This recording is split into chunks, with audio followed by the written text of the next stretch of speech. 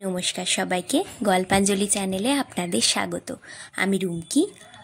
আমার আজকের নিবেদন শ্রীনি দেবী রচিত ছোট গল্প বনভোজন।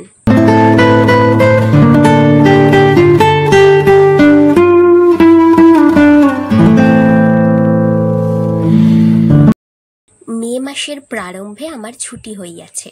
কলেজ বন্ধ হইলে বাড়ি যাবার চেষ্টা। আবার মেডিকেল কলেজে ফার্স্ট সেকেন্ড ইয়ারে এই সময় ছুটি হয়। একেবারে আমাদের সহপাঠীরা সকলেই নিজ নিজ স্থানে গেলেন। আমি এলাহাবাদে যাত্রা করিলাম। আজ 1 সপ্তাহ হইল বাড়ি আসিয়াছি, তবু প্রবাসের গল্প আর ফুরোয় না। মাঝে মাঝে সেই সঙ্গে যতটুকু ডাক্তারি পাঠা দিই তাহাও বৌদিদি ও আমার ছোট বোন শেলির কাছে বলতে হচ্ছে। শেলির সম্পূর্ণ নাম শেফালি, কিন্তু আমরা শেলি বলে ডাকি। অবশ্য তার ছোট মুখে একটি কবিত্বের ছায়া প্রতিভাসিত হইত। আমাদের 3 ভাইয়ের মধ্যে ওই একটি ভগ্নী, তাই সকলে বলে, তোমরা একে ভারী আদুরে মেয়ে করেছ। শেলি 12 বর্ষীয়া বালিকা, এখনো তাহার বিবাহ হয় নাই। আমার পিতা কুলীন ব্রাহ্মণ, তাই আমাদের মেয়ে বড় হলেও তত দোষ হয় না। কিন্তু এখানে তা নয়। আমরা পশ্চিমে থাকি, তাই পাত্রের অভাবে আর গত বৎসর জ্যৈষ্ঠা ভগ্নী মারা যাওয়াতে আরও ব্যাঘাত ঘটিয়াছে। মা আমার দিদির অভাবে বড় কাতরা। 1 বৎসর পরে বাড়ি আসিয়াছি, কিন্তু একদিনও পিতামাতার প্রফুল্ল মুখ দেখি নাই। জ্যৈষ্ঠ ভ্রাতা এবৎসর বিএল পরীক্ষা দিয়াছেন। তাহার ইচ্ছা বেনারসে প্র্যাকটিস করেন ও পিতাকে কর্ম হইতে অবসর লইবার সুযোগ দেন। কিন্তু কনিষ্ঠা শেফালির বিবাহই প্রধান অন্তরায়। ছোট ভাইটি মিডল ক্লাসে পড়ে, সেও আমার বড় অনুগত। আমরা সকলে ভাই ভগ্নী মিলিয়া শোকাতুরা মাতাকে সান্ত্বনা করিতে দিবানিশি চেষ্টা করি। মাকে অবসর পাইলেই মহাভারত ও রামায়ণের সুন্দর সুন্দর আখ্যায়িকাগুলি শুনাই। কখনো কখনো সকলে মিলিয়া বেড়াইতে যাই। এই প্রকার আনন্দে ছুটির দিনগুলি শীঘ্র শীঘ্র ফুরাইয়া যাইতেছে। একদিন শেলি বলিল, এসো দাদা, একদিন বনভোজনে যাই, চলো না। বৌদিদি সৌৎসুখ্যে তাহাতে উৎসাহ দিলেন। আমি বলিলাম, বেশ তো, কিন্তু মাতার অনুমতির অপেক্ষা। বিশেষ আমরা তাহাকে বাড়িতে রাখিয়া যাইতে চাহি না, অথচ তিনি নির্জনে থাকিতেই ভালোবাসেন। শেলির আগ্রহে মা বলিলেন, আচ্ছা তোমরা যেও, আমার কাল যাওয়া হবে না। যেহেতু শ্বশুর মশাইয়ের বাৎসরিক তিথি, তদ উপলক্ষে ব্রাহ্মণ ভোজন করাইতে হইবে। সকলে তাহাতেই আনন্দে সম্মত হইলেন, কিন্তু আমার তেমন উৎসাহ ছিল না। শেলি বললে, কাল না গেলে আমার যাওয়া হবে না, কাল শনিবার, আমার স্কুলের ছুটি আছে। অগত্যা তাহাই স্থির হইল। এখন কথা, কোথায় যাওয়া হবে? বৌদিদি বলিলেন, ভাই, আমি ঝাঁসি কখনো দেখি নাই, এইবার চলো ওপারে নৌকা করে বেরিয়ে আসি। দেশ থেকে এসে অবধি নৌকায় উঠি নাই। সকলে তাহাতেই রাজি হইলেন। সেখানে গিয়ে বৌদিদি রাঁধবেন, আমরা খাবো। ইহাও তাহার সঙ্গে ঠিক করা হলো। যেহেতু বৌদিদি মহাশয়া হাঁড়ি হেঁসেলকে বড় ভয় করিতেন। রান্নাঘরের ধোঁয়া দেখলেই চোখ লাল হয়ে মাথা ধরিত। কিন্তু আজ আর তিনি পিছপা নন। আমার ছোট ভাই গুণনাথ, সেও প্রস্তুত হইল। শেলির কথাই নাই। অদুকন্তু তাহার সঙ্গিনী নলিও সেই সময় আমন্ত্রিত হইলেন। নলিনী আমার পিতার বন্ধুর কন্যা, শেলির সমবয়স্কা ও সহপাঠিনী। আমরা 5 জন বনভোজনের যাত্রী। ইহা ছাড়া একজন দাসী ও চাকরও সঙ্গে যাইবে মা বলিলেন। কোনো মতে রাতটা পোহাইল। সর্বাগ্রে শেলি উঠিয়া প্রাতকৃত্য সারিয়া নলিকে আনাইয়া লইল। ক্রমে আমরা সকলেই প্রস্তুত হইলাম। মা আমাদের আহারের সামগ্রী সকল গুছাইয়া দিলেন। ঘোড়ার গাড়ি করিয়া দারাগঞ্জের ঘাট পর্যন্ত গেলাম। সেদিনকার প্রাতঃকাল তত পরিচ্ছন্ন ছিল না। আকাশ যেন ঈষৎ মেঘাচ্ছন্ন। মা একবার উপর দিকে চাহিয়া বলিলেন, যাচ্ছ তোমরা, মেঘ করেছে যেন। আমাদের যাইবার উৎসাহ এত বেশি যে সে কথার প্রতি আর কাহারও মনোযোগ হইল না। মহানন্দে আমরা যাত্রা করিলাম ও দারাগঞ্জের ঘাট হইতে একখানি নৌকা করিয়া সকলে পাড়ে চলিলাম। গুনা ঘড়ি খুলিয়া দেখিল বেলা 9টা হইয়াছে, কিন্তু রবির নবীন ছবি গঙ্গবিভক্ষে শোভিতেছে না। নৌকা তরতর বেগে বহিয়া যাইতেছে। প্রভাত পবন চপলমতি বালকের ন্যায় জাহ্নবীর মাথা হইতে পা পর্যন্ত ধরিয়া নাচিতেছে। কখন ঘোমটা খুলিয়া দিতেছে, কখনো আঁচলখানি লইয়া দোলাইতেছে। গঙ্গাবধূর বিচিমালা যেন বঙ্গকামিনীর অঞ্চলবদ্ধ চাবির গোছার মতন যেখানে সেখানে ছড়িয়া পড়িয়া যাইতেছে। দুধারে সৈকত তীরে আজ আর বেশি লোকজনের সমাগম নাই। পক্ষীগণ মেঘাচ্ছন্ন আকাশ দেখিয়া নীড় ছাড়িয়া উড়িতেছে না। আমরা সকলে সূর্যদেবের অভাবে যেন ম্রিয়মান হইয়া পড়িলাম। বৌদিদির আর সে হর্ষোৎফুল্লতা দেখা যাইতেছে না। শেলিনলিও চুপ করিয়া বসিয়া কেবল নৌকার গতি, জলের তরঙ্গ, পবনের রঙ্গ ও মেঘের গম্ভীর পদন দেখিতেছে। মাঝিদিগকে জিজ্ঞাসা করিয়া জানিলাম বায়ু প্রতিকূল নহে। ক্রমেই আমরা গন্তব্যস্থানে পৌঁছিলাম। নৌকা ঘাটে লাগিল। আমরা সদলে নামিলাম ও কিছু দূরে গিয়া একটি বাগান বৃহৎ বকুল বৃক্ষতলে বসিলাম। দাসীয় চাকর আহারের আয়োজন করিতে লাগিল। শেলিনলি বৌদিদির সঙ্গে গেল ফুল তুলিতে। আমরা দুই ভাই উদ্যানের পার্শ্বস্থ একটি সন্ন্যাসীর আশ্রম দেখিতে লাগিলাম। গঙ্গা তীরের উচ্চ ভূমিখণ্ডের উপরে একখানি বাড়ি, কিন্তু প্রকোষ্ঠ ভিন্ন ভিন্ন। একখানিতে যত ফকির সাধু আসিয়া আশ্রয় লয়, অপরটিতে সন্ন্যাসীর আশ্রম ও শিষ্যেরা বাস করে ও তদুপরিস্থিত ভূমিখণ্ডের উপরিভাগে একটি কূপ। শুনিলাম ইহা সমুদ্রের সঙ্গে যুক্ত আছে বলিয়া ইহার জল বিখ্যাত। সেই কূপের সন্নিকটে একটি ছোটখাটো ফুল বাগান। ক্রমে সন্ন্যাসী ঠাকুরের চেলার সহিত ভাব করিয়া বাবাজির নিকটে গেলাম। বাবাজি একখানি মৃগচর্মে উপবিষ্ট ও শীর্ণকায়, বয়স 50 কম নহে, প্রশান্ত মূর্তি। আমাদিগকে ইঙ্গিতে বলিলেন, এ সময় কেন বাড়ি হইতে বাহির হইয়াছ? পরে অন্যান্য অনেক প্রকার উপদেশপূর্ণ আখ্যান কহিলেন। বাবাজির গৃহে একটি সেতার ও কতকগুলি পুরাতন পুঁথি গেরুয়া বস্ত্রে আচ্ছাদিত হইয়া রহিয়াছে। শিষ্যজি কহিলেন, গুরু ইচ্ছামতো গীতা আবৃত্তি করেন। ইহার পর প্রণাম করিয়া বিদায় হইলাম। ইচ্ছা হইল সহযাত্রীদিগকে ফিরিবার সময় দেখাইয়া লইয়া যাইব। সেখান হইতে ফিরিয়া দেখি বাগানে মহাধুম। বৌদিদির হাতে হাঁড়ি। শেলিনলি চাল ধুইতেছেন, কুটনা কুটিতেছেন, দাসী চাকরকে বাধা দিয়া জল আনিতেছেন। বড় আনন্দ। আমিও ইহাদের উৎসাহে উৎসাহিত হইলাম বটে, কিন্তু প্রকৃতির বিষণ্ণ মুখ দেখিয়া আত্মার স্ফূর্তি কমিয়া গিয়াছে। যা হোক, খাওয়া দাওয়া হইল। ক্রমেই আকাশ ঘন মেঘে আচ্ছাদিত হইতে লাগিল। আমরা তাড়াতাড়ি করিয়া ঘাটে আসিয়া মাঝিকে জিজ্ঞাসা করিলাম, কি রকম দেখিতেছ, এখন কি নৌকা ছাড়িবে? তাহারা কহিল, এখনো কোনো ভয় নাই, আমরা বাড়ি পৌঁছাইয়া যাইব, ঢের সময় আছে। সেই বিজ্ঞ কর্ণধারের জ্ঞানের উপর নির্ভর করিয়া আমরা যাত্রা করিলাম। কিছু দূর যাইতে যাইতে বায়ুর বেগ প্রবল হইতে লাগিল। তখন মাঝগঙ্গায় নৌকা।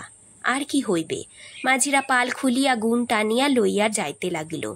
ক্রমেই চতুর্দিক অন্ধকারে ভাসিয়া গেল। ঝড় দেখা দিল, সঙ্গে সঙ্গে বৃষ্টি। গঙ্গার তরঙ্গের ধ্বনি বায়ু ভরে কম্পমান। ঢেউগুলি গায়ে গড়াইয়া পড়িতেছে। ক্রমে নৌকার তলভাগে লাগিতেছে। কুলে কুলে গিয়া পার ভাঙিয়া পড়িতেছে। ঝড় সত্য সত্যই প্রবল বেগে গাছপালা ভাঙিয়া মাটি ধুলাবালি উড়াইয়া সবেগে নৌকা আক্রমণ করিল। গুণের দড়ি ছিঁড়িয়া গেল। মাঝি আছাড় খাইয়া পড়িল। বালিকা দুইটি উহাকে প্রাণপণে ধরিয়া আমার কোলে মাথা দিয়া পড়িয়াছে। আমাদের বৌদিদি গুণনাথকে আশ্রয় করিয়া আছে।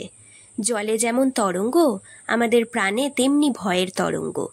হৃৎপিণ্ড ধকধক করিয়া আসন্ন মৃত্যু গণিতেছে। আমার ভাবনা, কি করিয়া এই বিপদ হইতে ভাই ভগিনীগুলির প্রাণ বাঁচাইব। কোনো উপায়ই ঠাউরাইতে পারিতেছি না। ঝড়ের জোরে নৌকা ঘুরিয়া ফিরিয়া জলে পড়িয়া গেল। তখন আমরা উহা হইতে লাফানো স্থির করিলাম, কিন্তু হতভাগ্য বালিকারা যে সাঁতার জানে না। তবু আমি শেলিনলিকে বলিলাম, আমার কোমর ধর।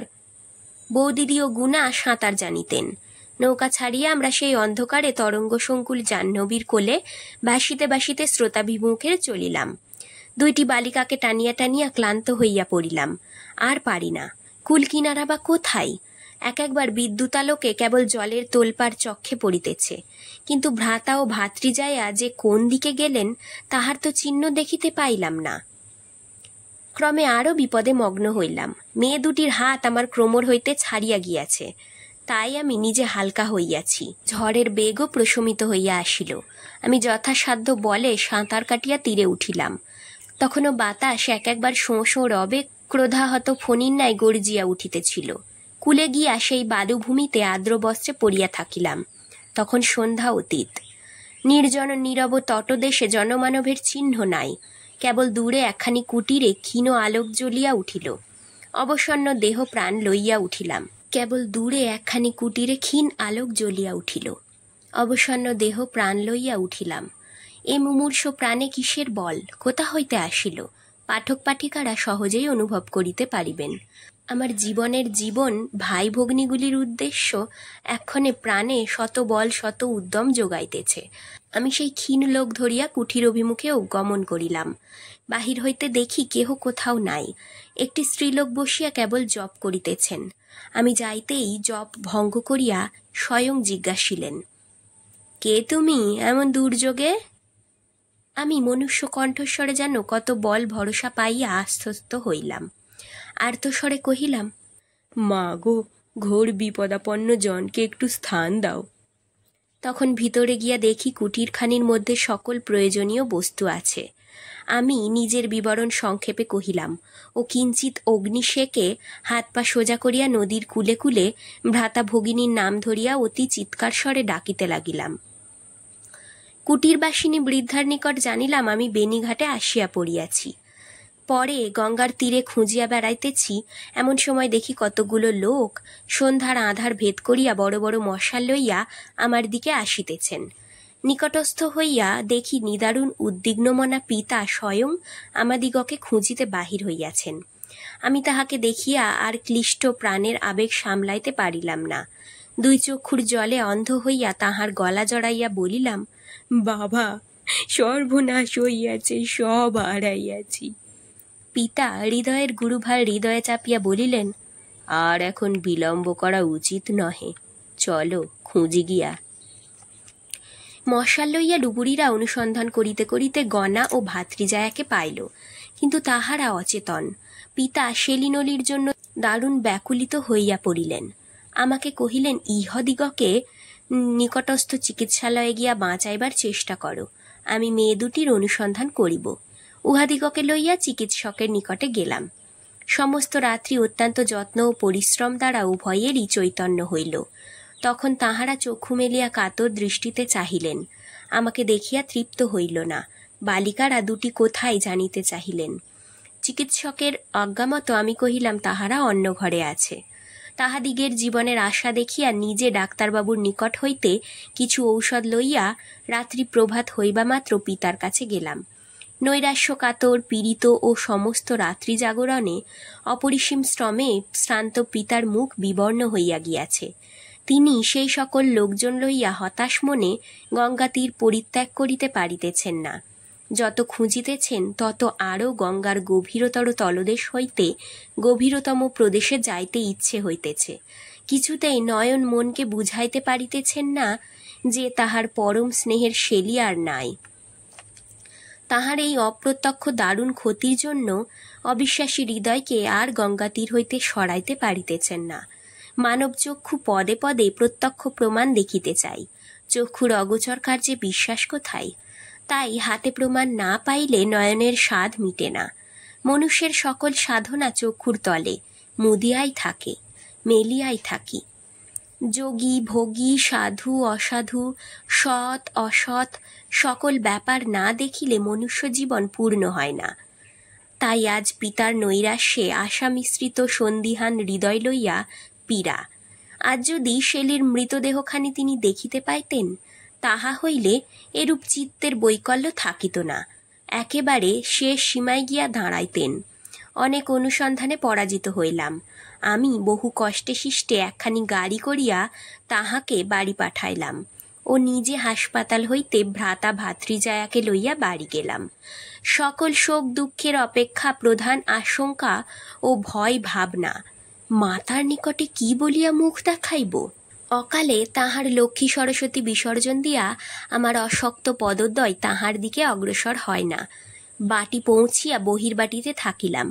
মাতা কনিষ্ঠ পুত্র ও বধূকে দেখিয়া দারুণ হৃদয় বিদারক স্বরে তাহার প্রাণের শেলির অভাব জ্বালাইলেন। অকালে তাহার লক্ষ্মী সরস্বতী বিসর্জন দিয়া আমার অশক্ত পদদ্বয় তাহার দিকে অগ্রসর হয় না। বাটি পৌঁছিয়া বহির্বাটিতে থাকিলাম। মাতা কনিষ্ঠ পুত্র ও বধূকে দেখিয়া দারুণ হৃদয় বিদারক স্বরে তাহার প্রাণের শেলির অভাব জানাইলেন।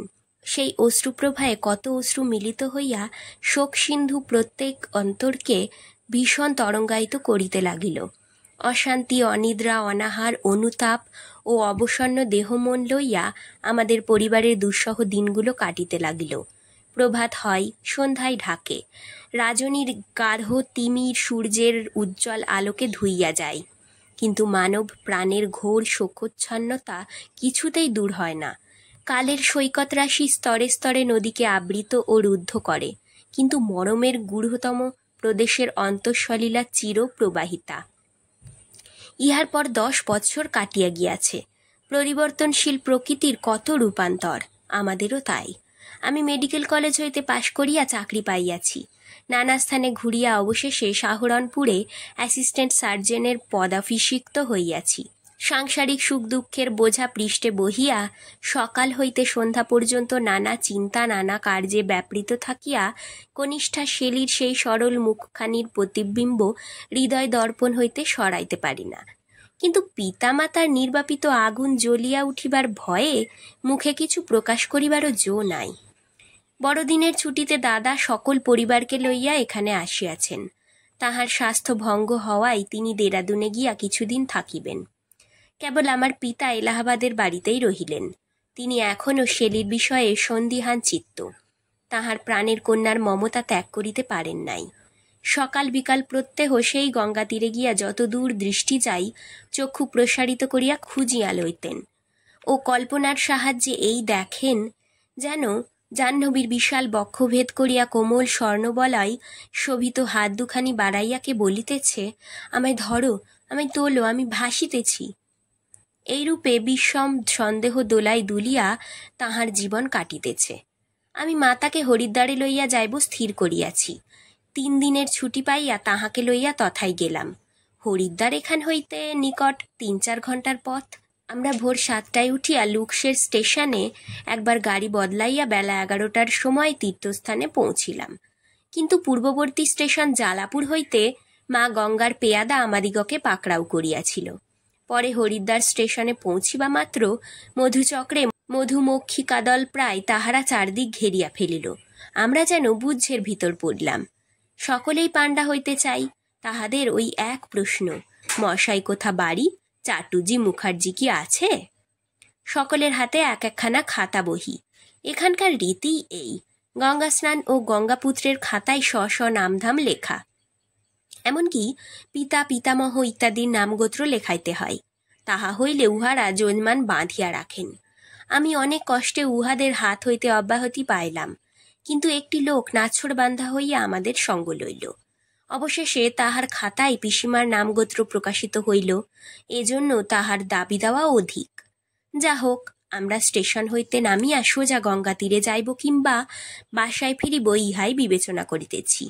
তখন সেই হরিদ্বার পথপ্রদর্শক পাণ্ডা মহারাজ কহিলেন, এখানে একটি বাঙালির মায়ের আশ্রম আছে, সেইখানে সকল বাঙালি বাসা লয়, অতএব আপনারাও গিয়া সেইখানে বাসা লইবেন।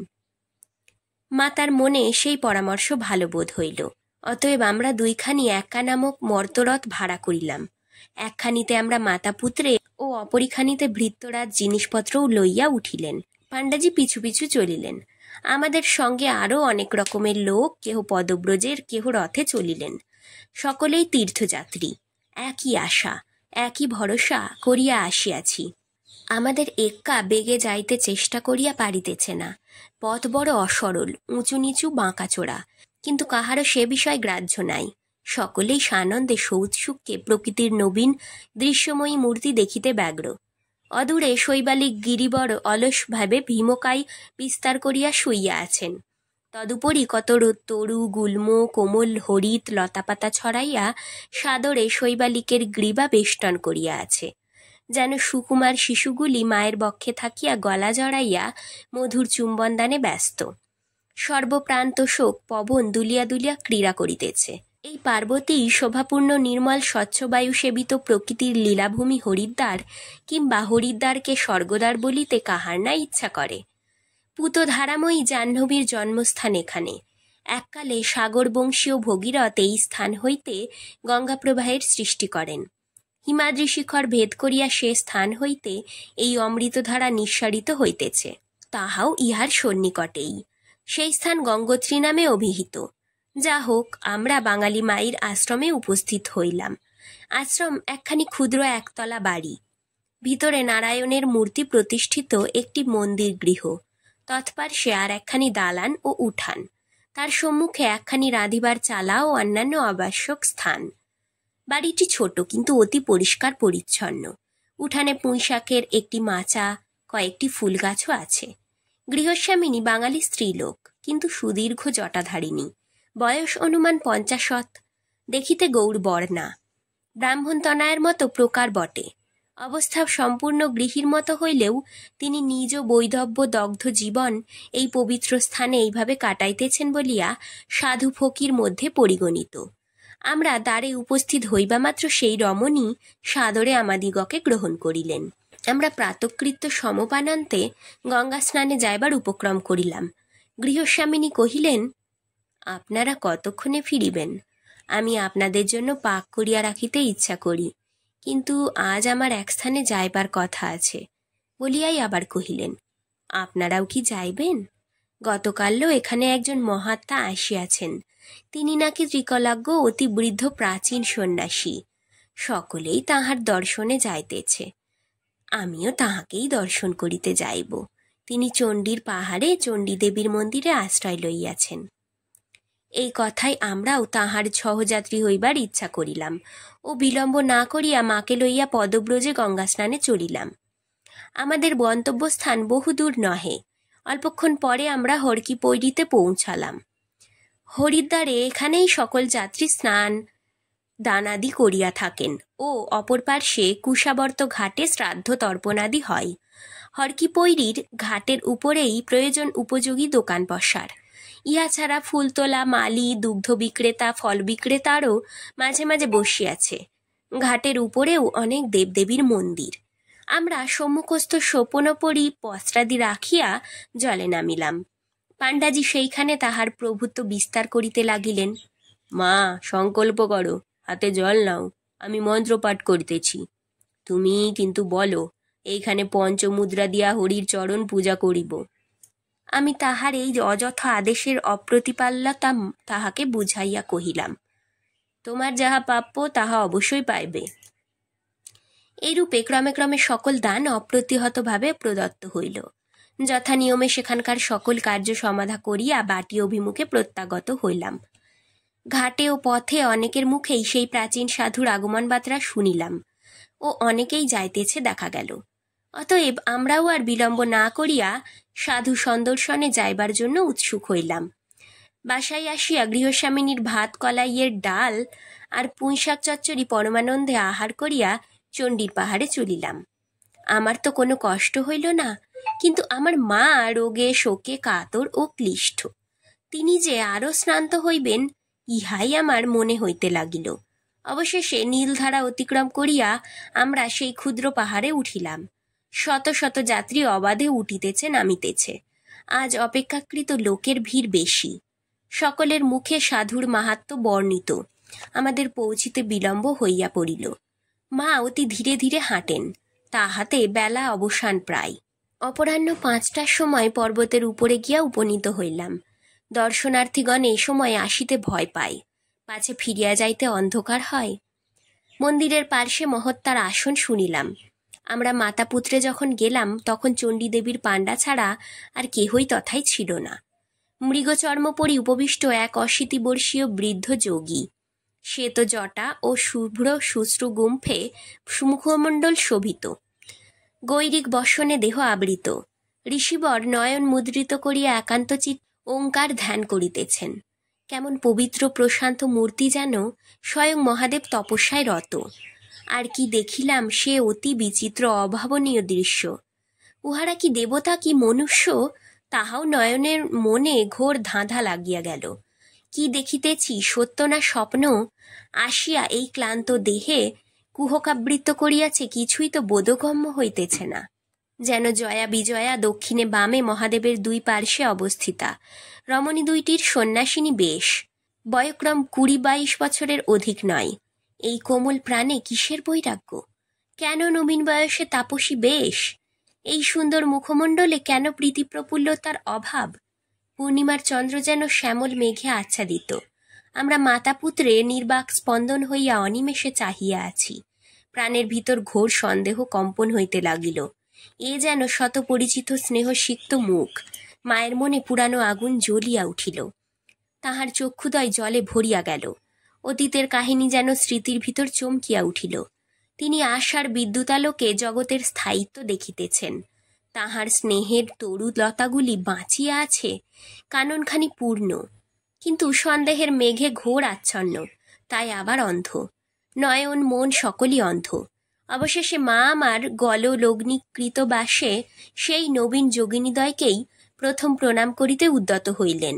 তাহারা আপত্তি করিয়া কহিল, ক্ষান্ত হন, আমাদের গুরুদেবের সম্মুখে আমরা প্রণাম লইতে পারি না। এই কথা শুনিবা মাত্র মাতার ধৈর্যচ্যুতি হইল।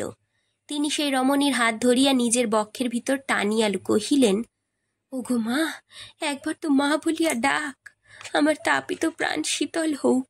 এই যে সেই কণ্ঠস্বর, যাহা আজ 10 বৎসর শুনি নাই, যে মুখ দেখিবার জন্য নয়ন ব্যাকুল, যে বাক্য শুনিবার জন্য কর্ণ আকুল, একবার ডাক মা।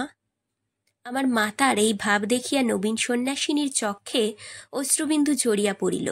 সে কহিল, মা কোথায়, আমি কোথায়? এই বলিতে বলিতে মোহভাবাপন্ন হইয়া অচৈতন্যাবস্থা প্রাপ্ত হইল। দ্বিতীয় রমণী আগন্তুকদ্বয়ের আগমনে এমন ঘটিল কেন ভাবিয়া গুরুদেবের পদবন্দনা করিয়া ধ্যান ভঙ্গ করাইল। তিনি কাহাকেও কোনো কথা জিজ্ঞাসা না করিয়া নিজ কমণ্ডলুর জলসেচনে প্রথমার চৈতন্য জন্মাইয়া পুনরায় স্বস্থানে বসিলেন। আমি তখন সাষ্টাঙ্গে প্রণিপাতপূর্বক কহিলাম, অদ্য সুপ্রভাত। সফল হইলাম চরণ দর্শনে। সন্ন্যাসী ঈষৎ হাস্য চাহিলেন ও কহিলেন, দর্শন পাইলে এখন প্রস্থান করো, নচেত রাত্রিকালে এখান হইতে নামা কষ্টকর হইবে। মা শুনিবা মাত্র কহিলেন, না ঠাকুর, আর যাইব না, যে পর্যন্ত আমার অন্ধ নয়ন খুলিবে। আমি যে সেই সকল দেখিতেছি, সেই মুখ, সেই কথা, সেই স্নেহের টান আমার অন্তরে উথলিয়া উঠিতেছে। আমাকে দয়া করিয়া ওই শিষ্য দুইটি দান করুন। মানব যখন নিরাকার ঈশ্বরের স্বরূপে ভাবিতে পারে না, তখনই প্রতিমূর্তি করিয়া পূজা করে।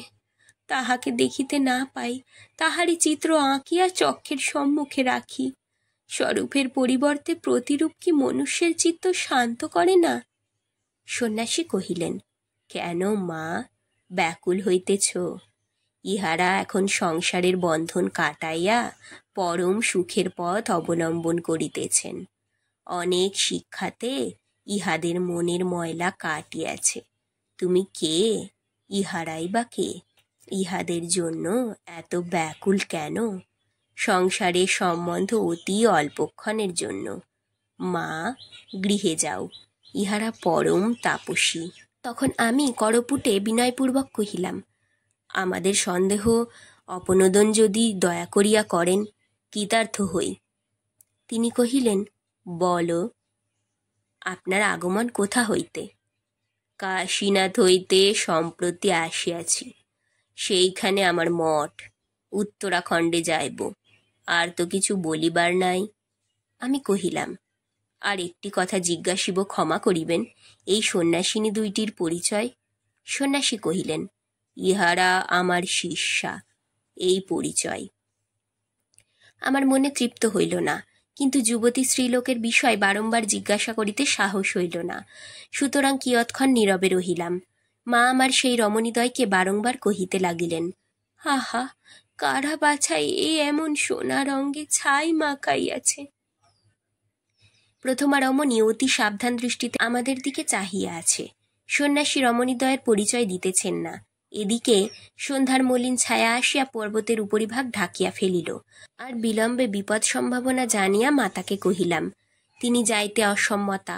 অবশেষে সন্ন্যাসীকে কহিলেন, এই রমণীদ্বয়কে যদি দয়া করিয়া একবার আমার সঙ্গে চণ্ডী দেবীর মন্দিরের মধ্যে যাইতে আজ্ঞা দেন, তবে আমি বিদায় লই। মায়ের এইরূপ কাতর অনুরোধে সন্ন্যাসী সম্মত হইলেন।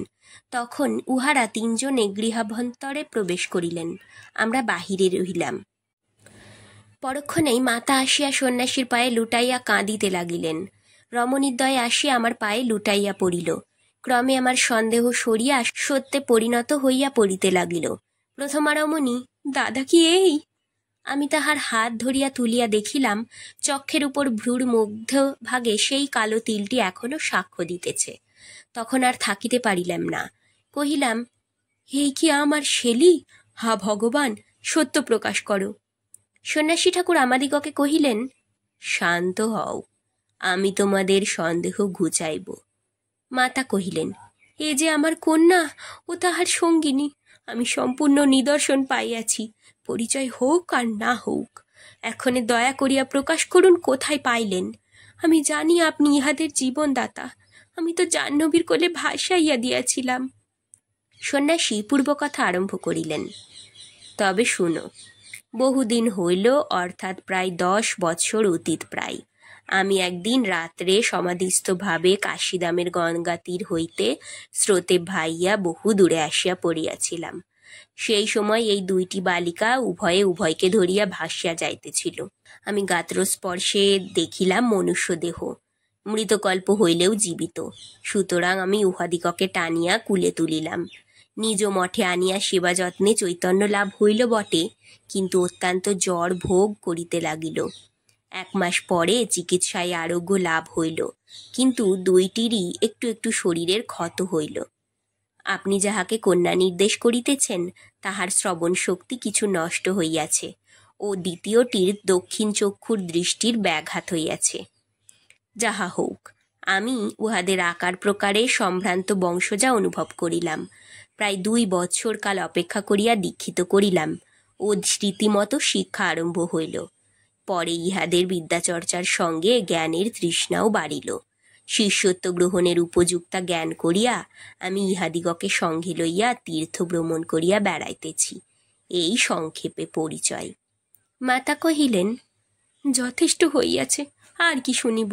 আমার কন্যার বক্ষে যে দুর্গা নাম অঙ্কিত রহিয়াছে, তাহাই যথেষ্ট নিদর্শন। এই বলিয়া মাতা শেলির বক্ষস্থিত দুর্গা নাম, যাহা উল্কি দ্বারা বাল্যকালে আমার ঠাকুর মাতা আদরের উপহার দিয়াছিলেন, খুলিয়া দেখাইলেন। সেই চিহ্নের নিচে আমার দাদার ইচ্ছা মতো মা লেখা হয়।